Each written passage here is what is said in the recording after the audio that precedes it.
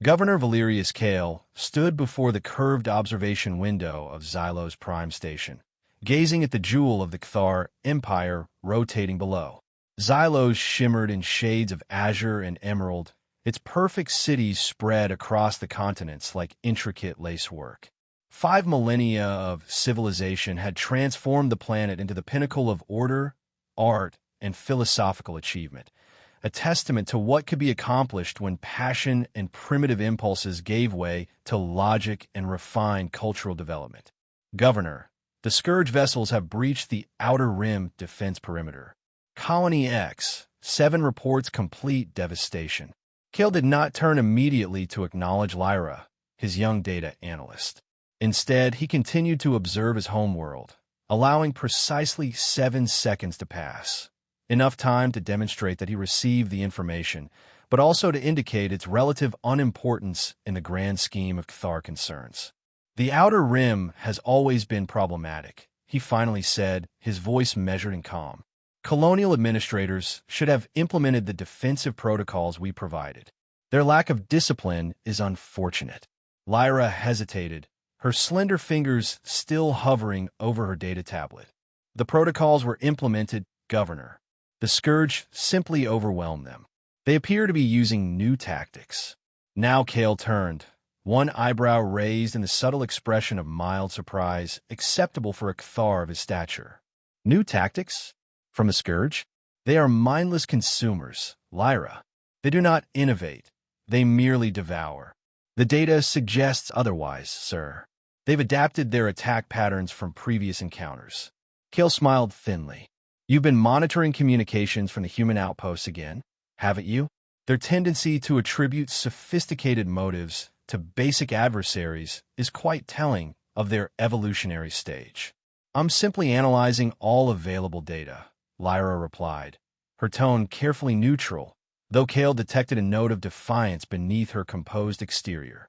An interesting flaw in an otherwise promising analyst. Humans see rage and intention everywhere, Lyra, because they themselves are governed by it. Kale gestured to the screen displaying the reports. Their communications are always laced with emotional hyperbole. Vicious assault, merciless attack. Such terminology reveals more about their primitive neural structures than about the Scourge. Lyra looked as if she might argue, but thought better of it. There's also a distress signal, sir, from Human Outpost Delta 9. They're directly in the Scourge's path and requesting immediate assistance. From us. Kale couldn't help but sound amused. Fascinating. They're aware of our policy of non-intervention in regional conflicts. They claim to have strategic information about the Scourge that could benefit all civilizations in this sector. Kale returned his gaze to Xylos below. I'm sure they believe that. Forward the signal to the Council with my recommendation that we acknowledge receipt but maintain our position. The humans will either defeat this threat themselves or relocate. Their capacity for rage gives them surprising resilience in combat scenarios, despite their technological limitations.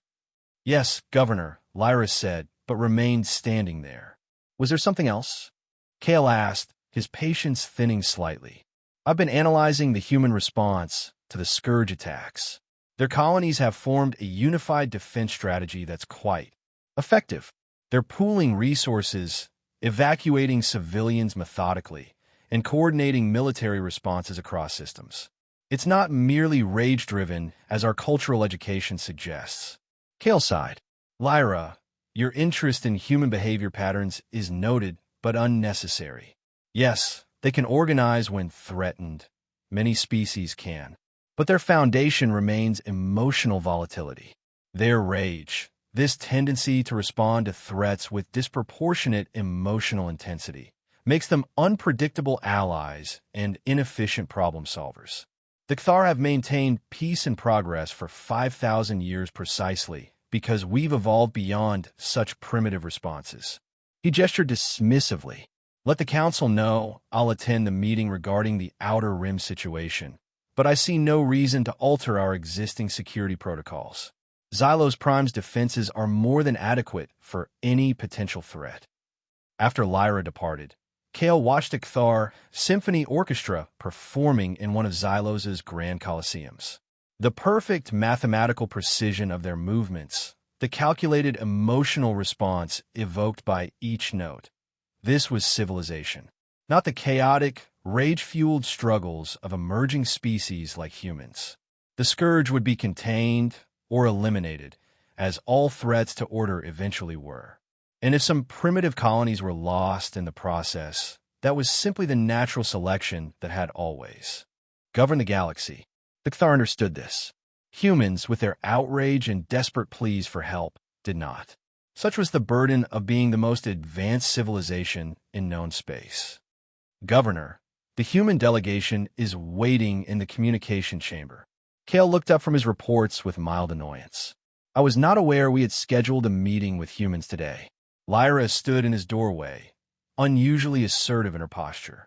They arrived unannounced, sir. It's the Earth Alliance.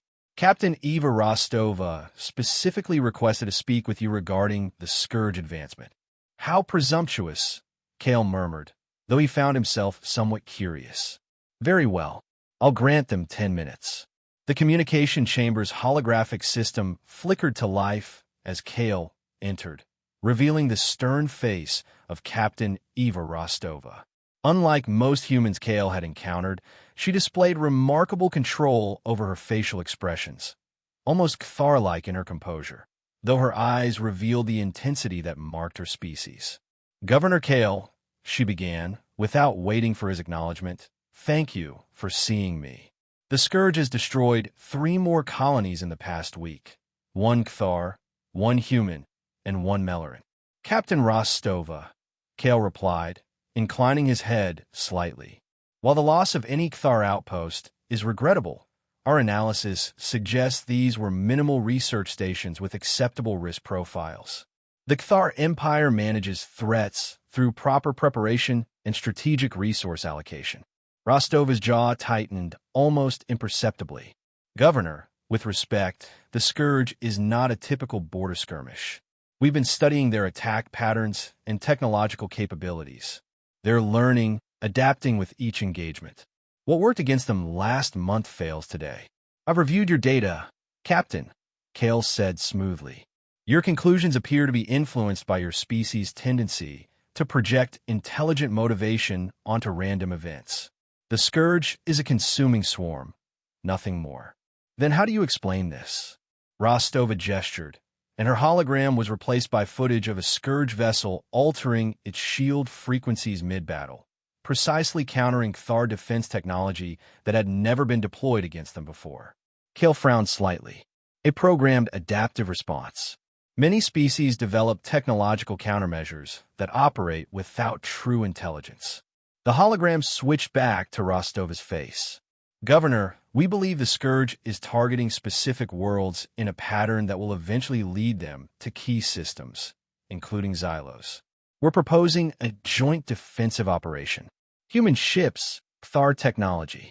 We've already formed agreements with the Melarans and Voxians. Captain, Kale said, his tone patient as if explaining to a child, the Kthar appreciate your concern, but our defensive capabilities are more than adequate. Your people's tendency toward alarmism, while understandable given your evolutionary history, is unnecessary here. The Scourge will be contained well before they approach any vital Kthar interests. This isn't alarmism, Rostova pressed. It's data, analysis, the very logic your people claim to value above all else. Interpreted through a human lens, Kale countered. Your species sees existential threats behind every asteroid, Captain Rostova. It's how you've survived despite your limitations. Constant vigilance driven by fear and rage. But the Kthar operate differently. We make measured responses based on actual probability, not emotional reactivity. For a moment, something flickered in Rostova's eyes, that famous human rage perhaps, but she mastered it quickly. When the Scourge destroyed Outpost Delta 9, they captured our quantum communication array intact. They're now using it to intercept and decode transmissions across 3 sectors. This information was new, and Kale filed it away for verification. I will have our intelligence division review this claim. By then it might be too late. Rostova leaned forward. Governor, we don't have to like each other or even understand each other. But we're facing the same enemy. An enemy that's growing stronger while we debate. The Cathar Council has considered the current threat level and deemed it manageable under existing protocols, Kale said definitively. However, I will forward your concerns and data for review. If circumstances change, you will be notified of any policy adjustments. Rostova stared at him and then nodded once, sharply. Very well, Governor. I've transmitted all our intelligence on Scourge capabilities and projected movements. I hope your council reviews it quickly. She paused. When you're ready to cooperate, contact Earth Alliance Command. We'll respond immediately. After the transmission ended, Lyra spoke from where she had been observing silently. Captain Rostova has an impressive military record. 17 successful operations against numerically superior forces. Yes, Kale agreed. Humans can be formidable when properly motivated by fear or anger, but that doesn't make them correct in their assessment of this situation. The tactical analysis they provided is quite thorough, Lyra noted. Their projection models align with several of our preliminary findings. Kale turned to her with a mild expression of disappointment. Lyra, I've noticed your growing fascination with human methodologies. While cultural interest is encouraged, remember that their approach to problem-solving is fundamentally compromised by emotional reasoning. Their rage, this propensity for overwhelming emotional response to threats, makes them see patterns where none exist. Yes, Governor, Lyra replied, but Kale noticed she continued studying the data Rostova had transmitted, her expression troubled. As Kale returned to his office, a notification appeared. The Cathar Council had already dismissed the human warnings without review, citing insufficient evidence of extraordinary threat. Exactly as expected, the Cathar had faced down countless extinction-level threats over their long history. The Scourge would be no different. Still, as he gazed out at Xylos below, Kale found himself replaying Rostova's warnings in his mind. There was something in her controlled intensity that suggested more than mere human alarmism. For the first time in many cycles, Valerius Kale felt the faintest stirring of doubt. The attack on the Cathar outpost happened 3 days later. Kale watched the footage with Lyra and several security officials, his expression carefully neutral despite the unprecedented nature of what they were witnessing. The Scourge vessels moved with coordinated precision, targeting communications arrays first, then defense systems, before methodically dismantling the outpost's infrastructure. This is not random consumption behavior, the security chief admitted. These are tactical strikes. Our defenses still repelled them, Kale pointed out. The outpost suffered damage, but remained functional. Because they withdrew after acquiring samples of our latest shield technology, Lyra said quietly. Just as Captain Rostova predicted. Kale shot her a warning glance. We don't know that was their objective. The evidence suggests otherwise, Governor, she persisted. I've analyzed the attack pattern against known Scourge behavior. This was a reconnaissance mission, not an attempt at destruction. The security officials shifted uncomfortably at Lyra's directness, but Kale found himself unable to dismiss her assessment. The precision of the attack troubled him. Have we received updates from human territories? He asked instead. Yes, sir. They've consolidated their defensive line and appear to be executing a coordinated strategy against Scourge incursions. They've issued a general warning about what they're calling the consuming horde, stating that the Scourge demonstrates rapid technological adaptation and employs captured systems against former owners. Speculation, Kale said, but without his usual conviction. Later that evening, the council contacted him. Their holographic forms, imposing and serene as always, appeared in his private chamber. Governor Kale, the first counselor began, we've reviewed the outpost incident. Our assessment remains unchanged. While the Scourge displays more sophisticated attack protocols than previously documented, they pose no significant threat to core Cathar interests. First counselor, Kale replied carefully. There are indications that the Scourge specifically targeted our shield technology for analysis. if they can adapt to our defensive systems. A remote possibility at best, another counselor interrupted. Our technological superiority remains absolute. The Cthar have never been conquered in 5 millennia, Governor Kale. We will not allow human panic to infect our strategic planning. Of course, counselors, Kale said, bowing his head slightly. I merely present all available data for your consideration. Your thoroughness is noted, the first counselor replied. Continue monitoring the situation, but maintain standard protocols. The council has spoken. As their images faded, Kale found himself staring at the empty space they had occupied. For the first time in his career, the council's confidence seemed less reassuring than it should have. His contemplation was interrupted by an urgent alert. Lyra's voice came through the communication system. Governor, the Scourge has destroyed Nalaris. Kale felt a momentary disorientation. Nalaris was a small, allied world, relatively close to Xylos, much closer than any previous Scourge activity. Ow, he demanded, accessing the incoming data feeds. Nalaris had implemented our defensive recommendations. They were overwhelmed, sir. The Scourge vessels used a modified version of Cthar Shield, penetration technology likely derived from the outpost attack. Kale watched in stunned silence as the footage showed Nalaris's cities burning, its orbital defenses crumbling before the Scourge assault. The attacking ships moved with uncanny coordination, employing tactics that mirrored Cthar military doctrine with horrifying precision. This is impossible, he murmured. They couldn't have adapted our technology so quickly. Sir, Lyra's voice was urgent now. I've been analyzing the Scourge's advancement pattern. They've been systematically harvesting technology from each civilization they encounter, incorporating it into their own systems. The human intelligence reports were correct. They're not just consuming resources, they're consuming knowledge. Kale felt something unfamiliar stirring within him, a sensation that took him a moment to identify as fear. He quickly suppressed it, focusing instead on logical action. Prepare a full report for the Council. Include all data from the Nalaris attack and correlations with human intelligence. We need to reconsider our defensive posture. When he presented the evidence to the Council, Kale expected them to share his growing concern. Instead, their response left him speechless. Nalaris failed to properly implement our protocols, the second counselor stated dismissively. Their destruction, while regrettable, reflects their own inadequacies, not Cthar vulnerability.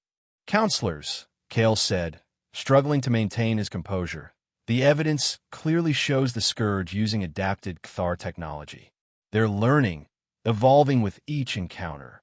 Governor Kale, the first counselor's tone was sharp now. Your recent preoccupation with this border disturbance is becoming problematic. Perhaps your analyst, Lyra, has allowed human alarmism to influence her data interpretation and by extension yours. The data speaks for itself, Kale insisted. The Scourge is advancing in this specific pattern. He displayed the projection map. Their trajectory leads directly to Xylos. There was a moment of silence, and then the third counselor laughed softly. You suggest this mindless swarm is specifically targeting our homeworld? Have you been consuming human entertainment channels, Governor? Next you'll be telling us they're driven by vengeance or conquest. Not vengeance, Kale replied stiffly. Efficiency. Xylos represents the greatest concentration of advanced technology in this sector. If they are indeed consuming knowledge, we are the optimal target. The first counselor's expression hardened. This conversation has become irrational. You will maintain current protocols. You will cease this fear-mongering, and you will restrict your analysts' access to human communications. The council has spoken. As their images disappeared, Kale stood frozen, a terrible realization dawning. The council, the guiding mind of Cthar civilization for millennia, was blind to the threat, trapped in the certainty of their own superiority. For the first time in his life, Valerius Kale questioned whether the logical perfection of Cthar society might actually be its greatest weakness. Lyra was waiting outside his chamber, her expression grim. They didn't listen, did they? No, Kale admitted. They believe Nalaris's destruction was due to implementation failure, not Scourge adaptation. Then we must act independently, she said, with a directness that would have shocked him a week earlier. I've maintained contact with human intelligence networks. They're preparing for a major Scourge offensive. All projections indicate Xylos is a primary target. Kale should have reprimanded her for the unauthorized communications. Instead, he asked, "What do the humans propose?" Evacuation of critical personnel and knowledge repositories. Consolidated defense lines. And she hesitated. Speak freely, Lyra. They've developed weapons specifically designed to counteract the Scourge's adaptive capabilities. They're offering to share the technology. Kale stared at her. The Council would never approve such collaboration. I know, Lyra said quietly. That's why I didn't tell you until now. In the silence that followed, Kale felt the weight of 5,000 years of Cthar tradition and logic pressing against a single, irrational human quality he had always dismissed. Intuition. Everything in his training told him to follow Council directives. Everything in the data told him that would lead to disaster. Contact Captain Rostova, he said finally. Discreetly. As Lyra hurried away, Kale turned to the observation window. Xylos continued its serene rotation below, its inhabitants unaware of the choice their governor had just made, a choice that defied the perfect logical system that had defined Cthar existence for millennia. For the first time, Valerius Kale wondered if the human capacity for rage, for intense emotional response to threat, might contain a wisdom his civilization had forgotten. The warning came too late. 3 days after his decision to contact Rostova, before any meaningful preparations could be implemented, the Scourge attacked Xylos. They came not as a disorganized swarm, but as a terrifying armada, their ships now incorporating elements of every technology they had consumed, Cthar, human, Melaran, and a dozen others. They struck with precision that mocked the Cthar's proud military doctrine, targeting defensive installations with weapons that Cthar engineers had deemed theoretically impossible. Kale stood in Xylos Prime's command center, watching as the planet's defensive grid collapsed section by section. Reports flooded in from the surface, cities burning, infrastructure failing, civilians in unprecedented panic. The council chambers have been hit, an officer reported, his voice maintaining Cthar composure even as it conveyed catastrophe. Communication with central authority has been lost. What about the evacuation protocols? Kale demanded. Never implemented, sir. The council deemed them unnecessary until 20 minutes ago. Kale closed his eyes briefly, absorbing the magnitude of the failure. Not just a tactical failure, but a civilizational one. The failure of pure logic divorced from the instinctive recognition of danger the humans called fear. Governor, Lyra's voice cut through his thoughts. We have incoming transmission from Captain Rostova. The human captain's face appeared on screen, her expression grim but focused. Governor Kale, we've detected the Scourge assault on Xylos. Earth Alliance forces are en route, but we're still 6 hours out at maximum speed. 6 hours? Kale couldn't keep the disbelief from his voice. Xylos will be lost by then. Not if you can hold key defensive positions, Rostova replied. We're transmitting coordinates for priority defense zones based on our Scourge combat experience. Focus everything you have on these locations. As the data came through, Kale saw the logic of the human strategy. Not the perfect, theoretical logic of Cthar military doctrine, but something more pragmatic, more adaptable. They weren't trying to save everything. They were creating a defensive pocket that might survive until reinforcements arrived. Implement immediately, he ordered his officers, who looked momentarily shocked at the adoption of human tactics before rushing to comply. The next 6 hours were like nothing in Cthar recorded history. From his command post, Kale watched as the jewel of their empire burned. Perfect cities, the pride of their civilization, reduced to rubble. Museums housing millennia of artistic achievement vaporized in seconds.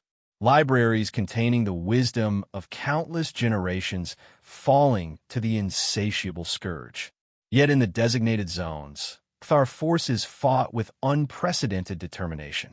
Without the Council's centralized command, Local leaders made quick decisions based on immediate circumstances, adapting in ways their training had never prepared them for. Kale found himself working alongside Lyra, coordinating what remained of their defense forces, improvising solutions that would have horrified Cthar military theorists. And somehow they held, not everywhere but enough. Enough to save something. When the sensors detected a massive new fleet entering the system, Kale initially assumed it was Scourge reinforcements, the final wave that would eradicate what remained of Xylos. "It's the humans," Lyra announced, her voice holding an emotion Kale had never heard from Cthar before. "Hope." The Earth Alliance fleet arrived not as saviors from afar, but as warriors entering an ongoing battle. They deployed immediately, their ships moving with a coordination that seemed impossible for their supposedly individualistic species. Kale watched in astonishment as human vessels engaged the Scourge. Where Cthar's ships fought with programmed precision, human captains executed maneuvers that defied tactical logic, yet somehow succeeded. They took risks no Cthar commander would consider, suffered losses that would be deemed unacceptable by Cthar standards, yet pressed forward with relentless determination. "This is what they meant," Kale murmured, more to himself than to Lyra beside him. "This is their rage." It wasn't blind fury, as Cthar cultural education had taught. It wasn't primitive emotional reactivity. It was focused intensity, the channeling of emotion into action, the willingness to sacrifice, to endure, to continue fighting when logic said surrender was the only option. The battle raged for hours more. Kale coordinated with Rostova's forces, integrating the remaining Cthar defenses into the human battle strategy. Slowly, impossibly, the tide began to turn. The Scourge, for all their adaptive capability, seemed unable to counter the humans' unpredictable tactics and their strange, almost paradoxical technology that changed configuration too rapidly for adaptation. When the last Scourge ship retreated from Xylos space, Kale stood in silence, surrounded by exhausted officers. The magnitude of what had happened, what they had lost, and what had been saved was beyond immediate comprehension. "Governor," Lyra said softly, "Captain Rostova is requesting permission to land and coordinate rescue operations." Kale nodded, unable to speak for a moment. When he found his voice, he said simply, "Grant all permissions." And Lyra, "Thank them for us." As human ships began landing on the devastated surface of Xylos, bringing medical teams and emergency supplies, Kale watched from the command center window. The humans moved with urgency, but not panic. Their efficiency born not of calculated precision, but of practiced response to crisis. He had spent his career, his entire life, believing that the Cthar had achieved the perfect balance, that their logical, emotion-controlled civilization represented the pinnacle of evolutionary development. Now, as he watched humans working tirelessly to save Cthar civilians from the ruins of their perfect society, he confronted a possibility that no Cthar education had prepared him for. Perhaps there were different kinds of perfection. When Captain Rostova's shuttle landed at the command center, Kale went personally to meet her.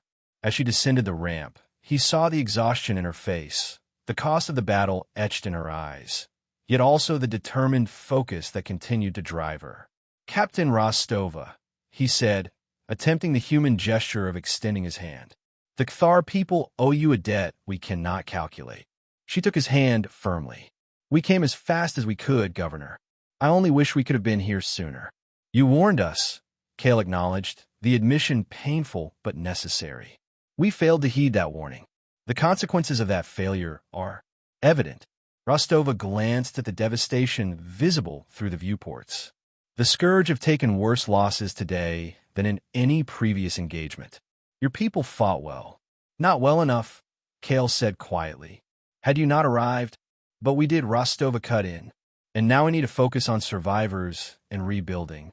The Scourge will return, Governor Kale. They always do." As they walked toward the command center to coordinate rescue efforts, Kale found himself asking the question that had been forming since he watched the human fleet engage the Scourge. "Captain Rostova, Our cultural understanding of humans has always emphasized your species' propensity for rage, for emotional response to threat. We viewed this as an evolutionary limitation. Today, I saw something different. Rostova looked at him with a tired smile. What you call rage, Governor, we might call passion or determination, or simply giving a damn. Yes, humans get angry when we see suffering, when we witness injustice, when those who can't defend themselves are attacked. But rage isn't blind fury, at least not the kind that saves lives. We were wrong about you, Kale admitted. About many things. We've been wrong about plenty ourselves, Rostova replied. That's why we learn. That's why we adapt. That's how we survive. She paused. Your people can do the same. Intelligence isn't just about logic. It's about growth, about change. As they entered the command center, where human and Kthar personnel were already working side by side, Kale reflected on her words. For 5,000 years, the Kthar had prided themselves on their stability, their unchanging perfection. Now, change had been forced upon them in the most violent way possible. Yet as he watches people working alongside humans, the species they had dismissed as emotionally primitive, he saw adaptation happening in real time. Kthar officers were making decisions without council approval, implementing human suggestions without theoretical analysis, acting with an urgency that their training would have condemned as irrational. We will rebuild, he told Rostova, the certainty in his voice surprising him. Not as we were, but as we must become. She nodded. And you won't do it alone. The scourge isn't finished. They'll regroup, adapt, try again. But now we know what we're fighting for. Not just our individual worlds, but a galaxy where different kinds of intelligence can exist together. As they began coordinating the massive rescue operation, Kale found himself thinking about the concept of rage. Not as the Kthar had understood it, but as he had witnessed it today. Not blind emotion, but focused intensity. Not weakness, but a different kind of strength. The humans had not raged against the Kthar for their dismissal, for their arrogance. They had raged on their behalf, bringing that intense emotional energy to bear in defense of the very civilization that had denigrated them. We were angry for you, Rostova had said at one point, not at you. It was a distinction that no Kthar philosophical text had ever considered, a nuance their perfect logical system had failed to perceive. And that failure had nearly cost them everything. Xylos would never be the same. The perfect jewel of the Kthar Empire was now scarred, broken, its certainty shattered along with its graceful architecture. But as Kale worked alongside Rostova through the long hours of rescue and recovery, he began to see that perhaps his civilization had needed breaking to become something greater. The human's capacity for rage, for intense emotional response channeled into determined action, had saved what remained of his world. Perhaps it was time for the Kthar to remember that before they had evolved their perfect logical system, before they had created their stable utopia, they too had once known how to feel deeply, to care intensely, to fight not just with calculated precision, but with passionate conviction. As night fell on the burning remains of Xylos, Kale stood again at a viewport, watching human rescue ships moving through the darkness, their lights scanning for survivors. Lyra joined him silently, her normal composure faltered by exhaustion and grief. What happens now, Governor? She asked finally. Kale considered the question, looking out at what remained of their world. We learn, Lyra. We adapt. We remember what the humans never forgot, that sometimes the appropriate response to destruction is rage. Not blind fury, but the focused determination to defend what matters, to rebuild what is lost, to ensure such devastation never happens again. The Council would not approve of such thinking, Lyra said quietly. The Council is gone, Kale replied, along with many of our certainties. What remains will be shaped by those who survived, and by those who saved us. In the distance, fires still burned across the once perfect landscape of Xylos. But among the flames, Kthar and humans worked side by side, salvaging what could be saved, beginning the long process of rebuilding. The Kthar had never understood human rage until their own planet burned. Now, As Kale watched his people learning from human determination, he wondered what other wisdom might be found in the emotions his civilization had so long ago decided to suppress. Tomorrow would bring new challenges. The Scourge would return, perhaps stronger than before. The remaining Cthar would need to forge a new identity, a new approach to the galaxy. But tonight, in the midst of devastation, Kale found himself experiencing an emotion he had never permitted himself before. A fierce, protective determination that felt strangely like the human quality his people had so misunderstood. Perhaps rage, properly channeled, was not a weakness after all, but a necessary fire. One that the Cthar would need to reignite if they hoped to survive in a galaxy that had proven far more dangerous than their perfect logic had calculated. 6 months after the burning of Xylos, Valerius Kale stood in the newly constructed Alliance Command Center built upon the ruins of what had once been the Cthar Council Chamber. Around him, Cthar operators worked alongside humans, Melorans, and representatives from a dozen other species once held at arm's length by Cthar diplomatic protocols. The latest reports confirm Scourge activity in the Deneb sector, Lyra reported, now serving as his chief strategic advisor. Alliance forces are responding according to the adaptive defense protocols. Kale nodded, studying the holographic display. The Scourge had indeed returned, as Rostova had predicted, but they now faced a unified response unlike anything in the galaxy's history. A coalition that combined Cthar analytical precision with human adaptability, Meloran environmental integration, and Voxian quantum intuition. Governor, a communications officer called, Captain Rostova's ship has entered orbit. She's requesting clearance to land for the council meeting. Granted, Kale replied, feeling a now familiar anticipation at seeing the human captain again. So much had changed in 6 months. Xylos would never regain its former pristine perfection. The scars of the Scourge attack would remain visible for generations. But from the ruins had emerged something the Cthar could never have imagined. A society in rapid evolution, integrating aspects of other civilizations not as inferior influences, but as complementary strengths. When Rostova arrived, she carried herself with the same determined energy he had come to recognize as characteristic of her species, though tempered now with the weight of continued conflict. Captain Rostova. He greeted her, using the human handshake that had become standard diplomatic protocol. Welcome back to Xylos, Governor Kale, she replied with a tired smile. Your world looks better each time I visit.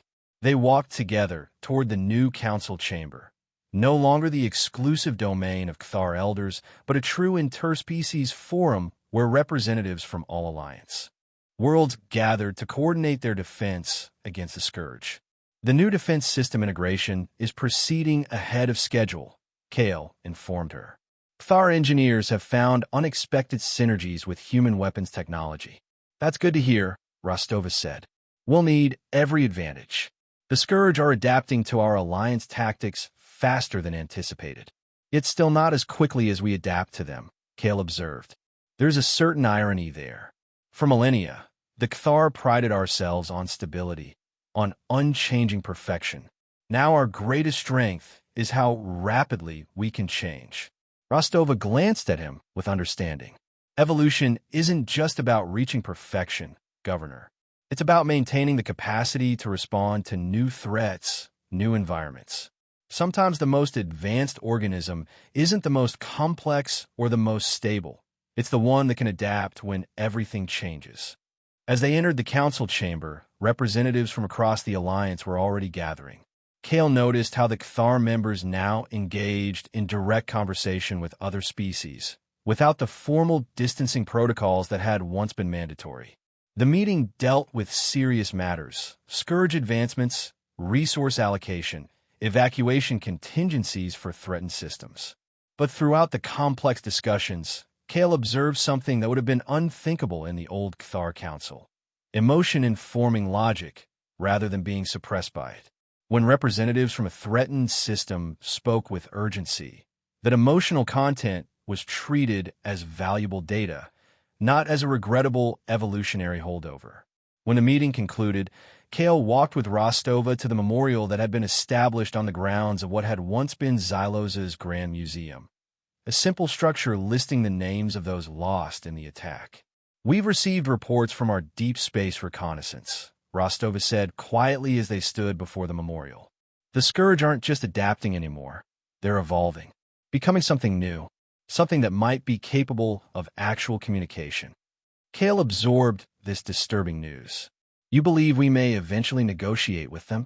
"I believe understanding your enemy is never wasted effort," she replied. "But I also believe some threats can't be reasoned with. The Scourge may evolve intelligence without evolving compassion or restraint."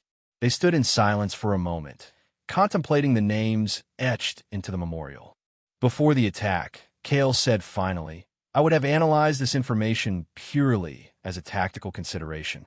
Calculated probabilities, formulated strategy options, implemented the most logical response. Now, Rostova prompted when he paused. "Now I feel something else," Kale admitted. "When I think of the Scourge threatening another world as they threaten Xylos, I experience an emotional response that I would once have suppressed immediately. A protective intensity, a determination that goes beyond logical risk assessment. Some might call that rage," Rostova said gently. "Yes," Kale agreed. "I believe they might. And I no longer consider that a failure of evolution." As they turned to leave the memorial, Kale surveyed the cityscape of the new Xylos rising from the ruins of the old. It would never have the mathematically perfect beauty of its predecessor.